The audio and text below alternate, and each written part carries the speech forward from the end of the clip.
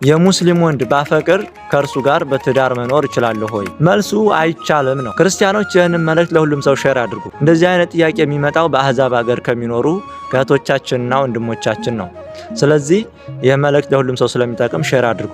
አንድ ክርስቲያን ከማያምን ከከሃዲ ጋር ምን ህብረት አለው? ስለዚህ አይቻልም ነው መልሱ። ከሙስሊሞች ከአህዛብ ጋር በሰላም መኖር ተዋዶ መኖር እንደ ማህበራዊ እንደ ሀገራዊ ኑሮ እግዚአብሔር ያዘናል።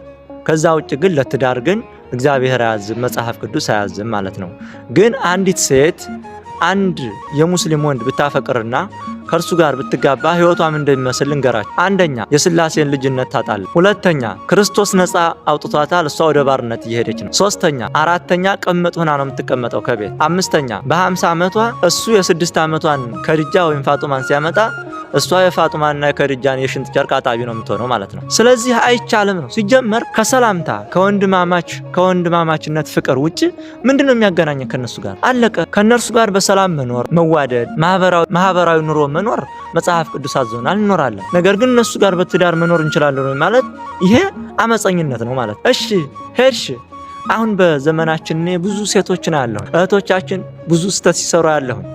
አንዱን አህዛብ ወንድ አንድ ሳምንት ታወራና በፍቅር ወደቅኩኝ ትላለች። ከዛስ ሃይማኖቷን ትቀይርና በሳምንቱ ጥቁር ጨርቅ ጠምጥማ ሰይጣን መስላ ምን ትላለች? ከጨለማ ህይወት ነበርኩኝ እናሳ አሁን ብርሃን ወጣልኝ ትላለች። የሄደችው እኮ ወንድ ፍለጋ ነው። ወንድ ማርኳት ነው የሄደችው ማለት እንዴ። እንግዲህ ሰሞኑን እንደሰማችሁት ጉድ እየወጣ ነው በሚዲያ ንፋሱ ነፍሷል። 2017 መሐመዳውያንና የመሐመድ ልጆች የተጋለጡበት ጊዜ ነው እና በጣም የሚያሳዝን ነገር ነው።